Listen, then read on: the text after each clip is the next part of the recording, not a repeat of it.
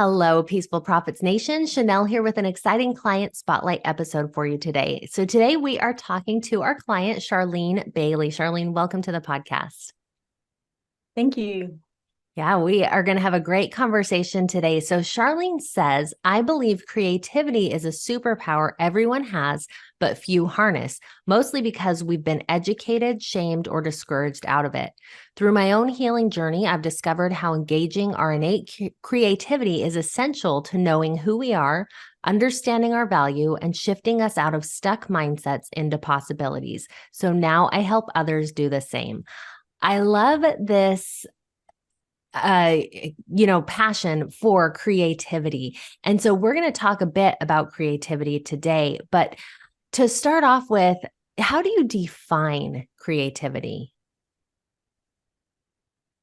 It's a good question. I have a very broad understanding of what it is. I think we limit it often by thinking it's art. And a lot of us discount ourselves and say, oh, well, I'm not creative because I can't paint or I can't play an instrument or whatever, however we define that. But there's actually some research that was done in the 60s, and they define creativity as the ability to come up with new, different, and innovative ideas. And I love that broader explanation of what it is, because I see it as, it's solutions. That's how we get there. And because we all carry something so unique and different in us, we all potentially carry solutions to, and we need a lot of solutions on this planet. So I love that there's a much broader explanation and use and value to creativity, far beyond art. But that's sort of the place that we get stuck, I think, as kids. I think you're right. Yeah. And I love that too. And especially as it relates to Peaceful Profits, everyone listening is a creative in some way or another. If you are an entrepreneurial minded, you are creative because of this definition you just gave us. Coming up with new and innovative ideas is what it's all about. And yet you're exactly right. Sometimes we say, oh, I'm not creative because of this one little thing that I don't do. I don't do art. I don't compose music. I'm not creative. And yet we're all of us coming up with new and innovative ideas. So I love that. I love that. And we'll dive into that a little bit deeper. Yes. Yeah, absolutely. And I think too, we see it as a gift that some people have and we don't. Yeah. And so we just don't even pursue it because we think, oh, well, it's not part of who we are. And that same bit of research with that great definition did a longitudinal study. And at 5 years old, it discovered like 98% of 4 and 5 year olds are like creative geniuses. But then they tested again at 5 years old and it went way down to like 32%. And then at 10 years old and it went down to 12%, like it just kept going down. As adults, it only rates about 2% in that sort of creative genius category. So that's why I talk about being, educated and shamed, out of our creativity. It's something we unlearn, not something that is a gift or that, we learn as we grow. So like any other muscle, we just have to use it to grow it in us. I love that. Okay, thank you for that. That's so good. Now I'm going to go on with Charlene's bio so you guys can know more about her. So Charlene was born in New Zealand and had a career in public relations and then property management for the rich and famous all over the world, the UK, France, Bahamas, Egypt. Recently returned home to New Zealand and chose to pursue her creative convictions. She took a year to figure out who she was and what she had to offer. Peaceful Profits was a key part of that journey. Now she offers creative mindset coaching and mentoring, one-to-one and in groups, and has this year secured contracts in government, corporate, and community sectors and her programs include Unmake Up Your Mind, which is a 9-week program to help people shift out of limiting beliefs using creativity, Priceless, which is a free monthly creative workshop, and Recreate Play/Peace, a grant-funded free public event designed to spark creativity and enhance well-being in the community. So these are all so fun and exciting, and I'm excited to learn more about them. Now, as I dove in and learned more about what you do, I noticed on your website that you have a lot of butterflies, and I was really drawn to that, and I found that really interesting because you also went through a metamorphosis. talking about creativity is not what you've always done, right? From a PR career to property management to creativity coach and business owner. So what were some keys that allowed you to make those changes and shifts?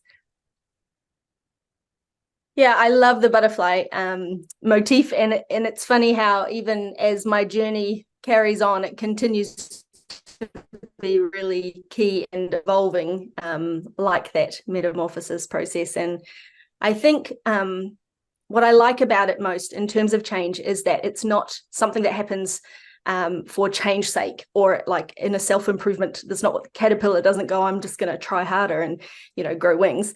It is an identity piece, right? So the etymology of metamorphosis, there's a Greek word, metamorphou, and it means changing form in keeping with inner reality.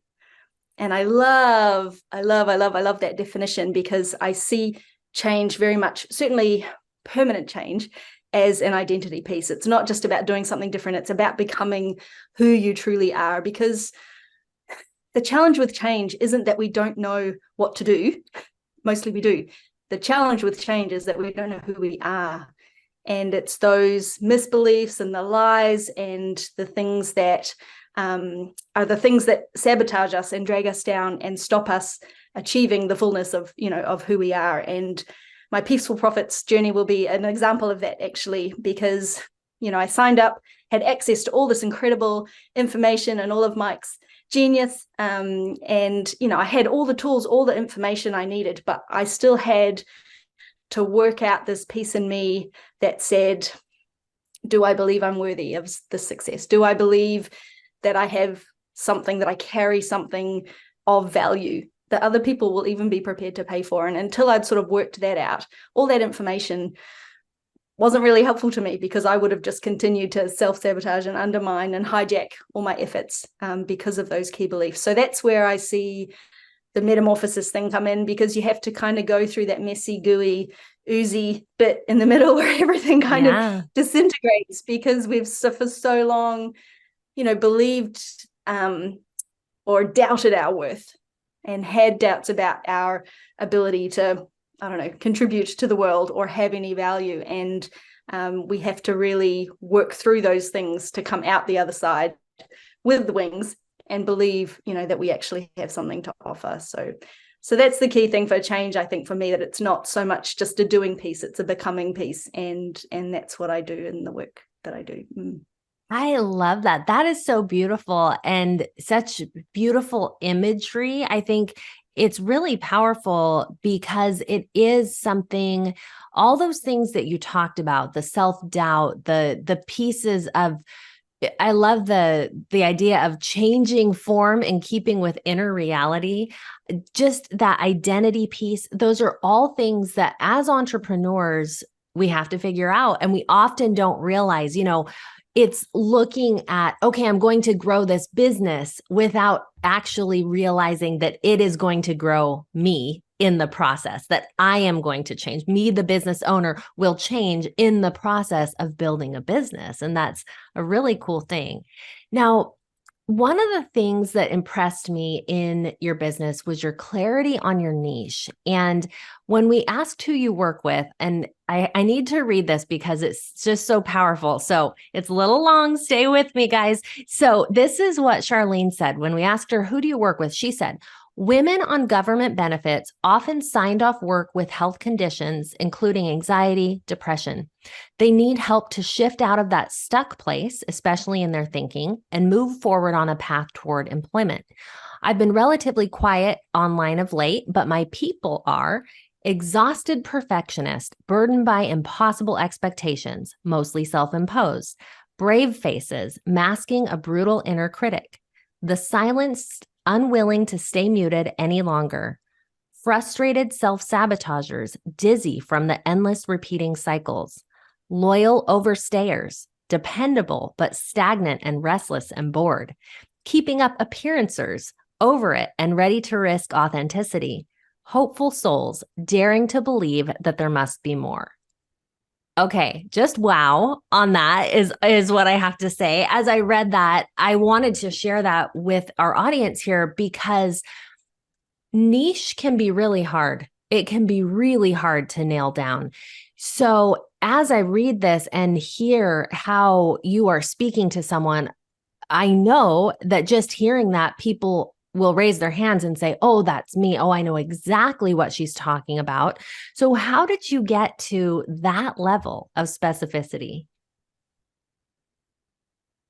I would have to say self-experience, personal experience, because that's my journey, and very much what I speak and how I, the courses I've written and the things I do have come out of, my own pain, my own learning, my own change. And, that's very much driven by all of that. And I'm those key points, I wrote them a while ago now. I haven't read them recently, but, they are key areas of lies, basically, in our lives. The things that say, we have to be perfect to be accepted, approved of.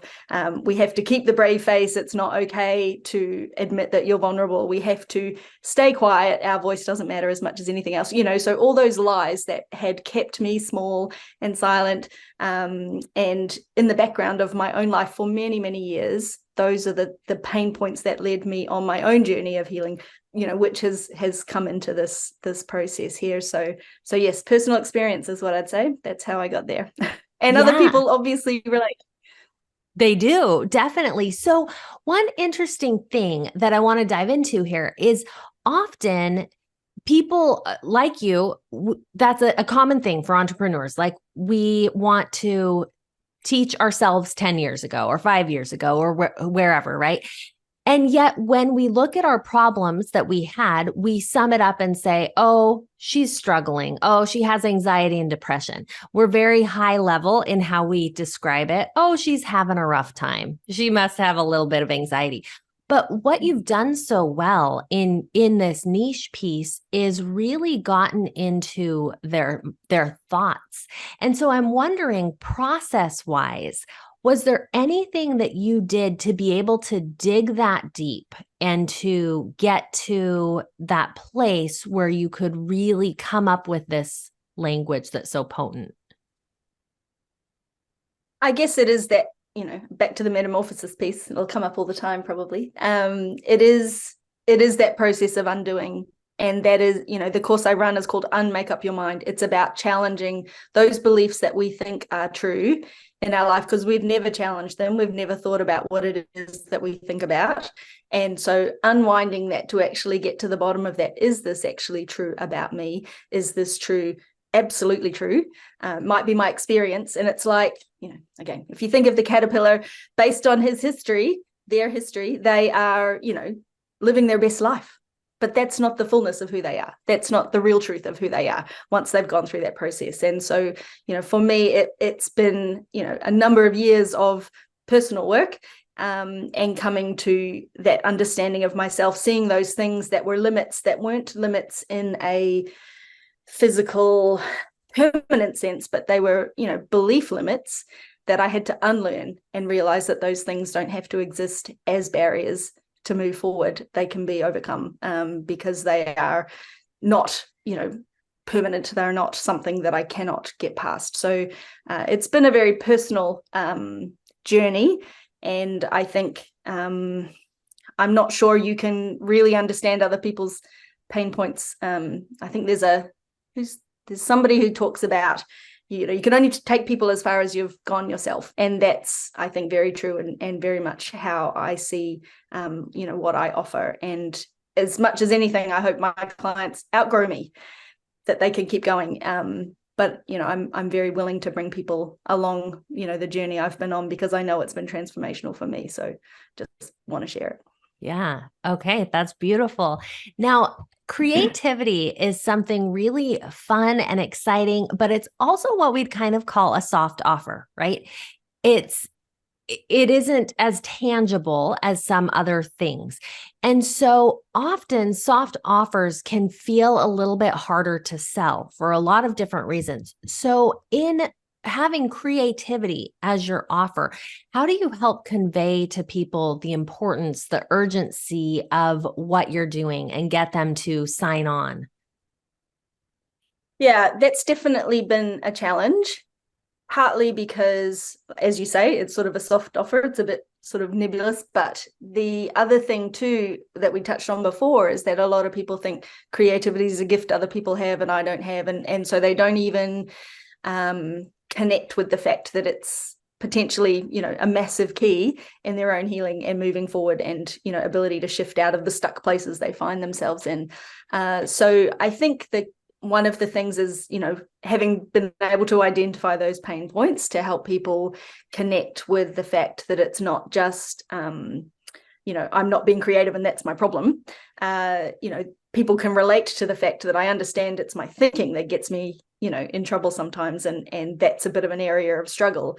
But what I can help them do is, bringing creativity into the process, and they realize that that's actually a part of themselves, that they haven't, again, the identity piece, a part of themselves that they haven't really been connected to for a long time, and can realize that that becomes a place of unlocking all those other things about possibility. Because creativity, a creative mindset is a mindset of, possibilities, of no limitations. Whereas most of us have very black and white thinking, it's right, it's wrong, I can do this, I can't do this.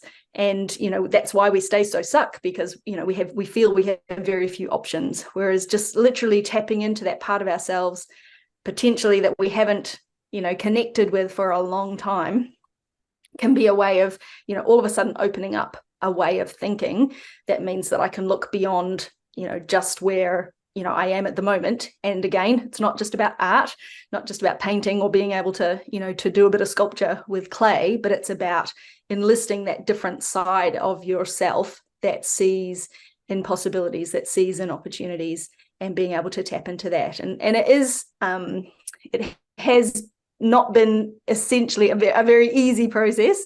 I'll admit that, but I think more and more people are realizing the value of it and understanding too, and particularly, for example, with my government work, I was very surprised that they would even consider a program that was heavy on the creativity.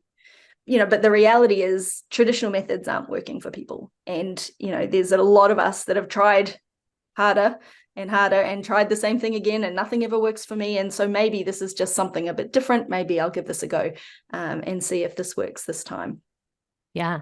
So when you talk about clients, people that you work with, the unlocking possibilities for them and getting unstuck, what does it look like for them on the other side? What are some of the results you've seen with people you've worked with?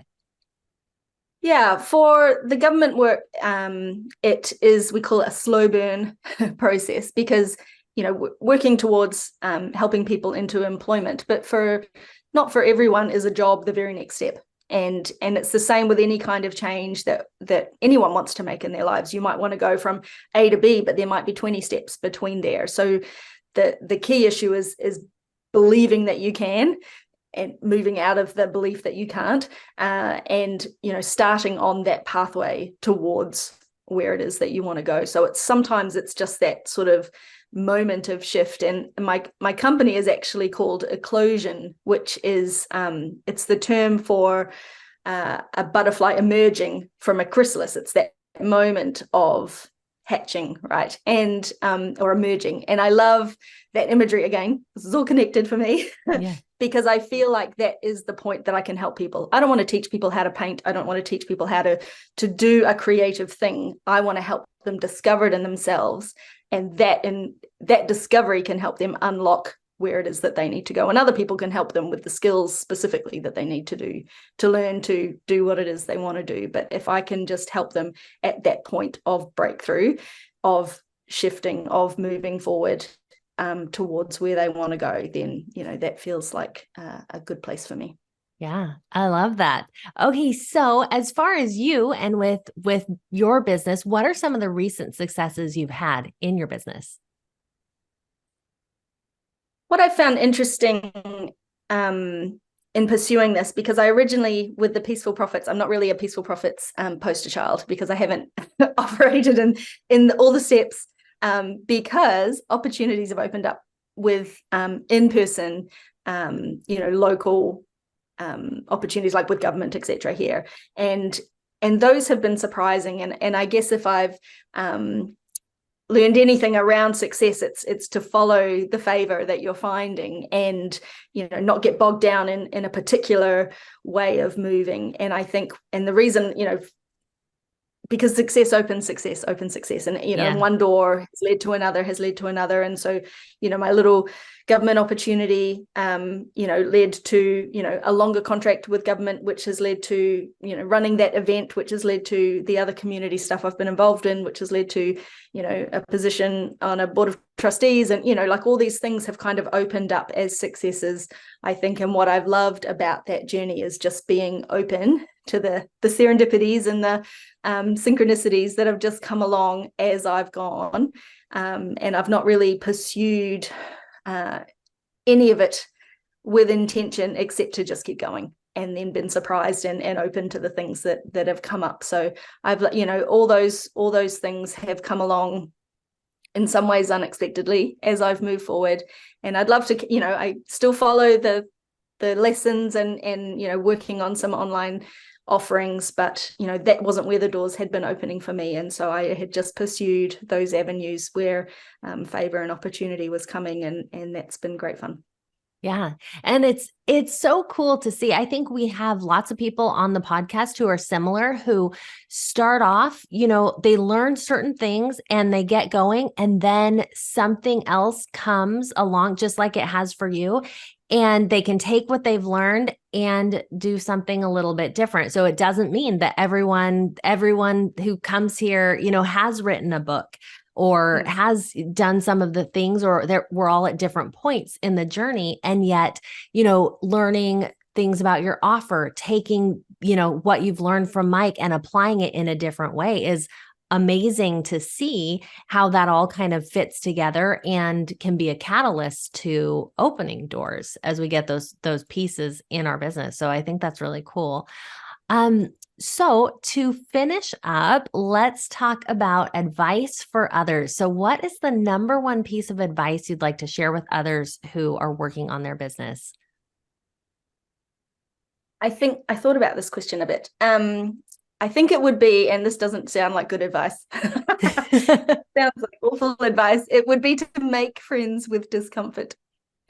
And, if a thing is worth doing, it's worth doing badly while I get better at it, right? So to be prepared to go through the gooey, messy place of change and challenge the things I believe, and be prepared to pivot and not, be stuck in my ways, and put myself out there, has been so important and surprising. I think that little bit of courage to just take a step or say yes. And I've often said to people, I said, I can't believe I felt so brave last week, because this week I'm like, what on earth did I say yes for? Like, why did I do that? That was a terrible idea, but I've said yes now. And so I just have to keep going. And so just learning to embrace that feeling of discomfort, because, and I know Mike talks about this a lot in his lessons, the only way we gain confidence is to do the thing. The only way we get experience is to do the thing. The only way we can test and make sure it's working and pivot and change is to get out there and do the thing. So to make friends with discomfort and just keep going, because you'll never feel ready. You'll never, decide you're qualified enough or, prepared enough, but, just start and keep going. Yeah, I think that's fantastic advice. I really do. I think making friends with discomfort is uncomfortable and wonderful, and really a true path to growth. So I think that's fantastic. So where can people find more about your work and all these amazing things that you're doing? Yep. Well, like I said, mostly in person and local at the moment. So if you're in New Zealand, reach out for sure. I have a website, which is just www.charlenebailey.com. And that connects from there to, I'm on Facebook and Instagram and LinkedIn under at I am Sharleen Bailey, I think. I feel like those online opportunities will increase as I go, but at the moment I'm doing a little bit more in person, and we'll find a right balance at some point. Yeah. Well, perfect. Well, thank you for the things that you've shared with us today. I know I've been inspired. I'm sure our audience has as well. And for listeners, if you want to jump in and work on your offer like Charlene has, you can go to peacefulprofits.com/call. And we thank you all for being here. Bye.